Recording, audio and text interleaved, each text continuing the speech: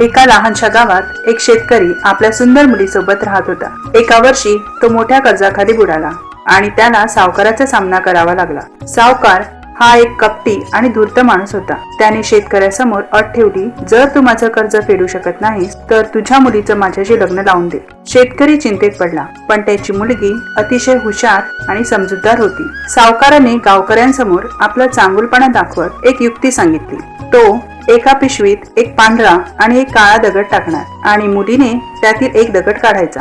जर तिने पांढरा दगड काढला तर कर्ज माफ होईल आणि लग्न होणार नाही, पण जर काळा दगड आला तर कर्ज माफ होईल, पण तिला सावकाराशी लग्न करावं लागेल. सावकाराने मात्र कपटाने दोन्ही काळे दगड टाकले होते आणि हे शेतकऱ्याच्या मुलीने पाहिले, पण तिने घाबरून सरळ सत्य सांगण्याऐवजी अक्कल लढवली.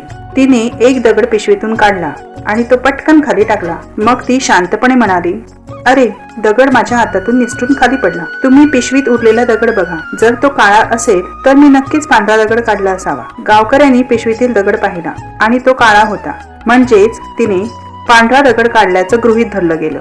अशा प्रकारे तिच्या हुशारीमुळे तिच्या वडिलांचं कर्जही माफ झालं आणि तिला त्या कपटी माणसाशी लग्नही करावं लागलं नाही. तात्पर्य, कधीही संकटात सापडलात तर घाबरू नका.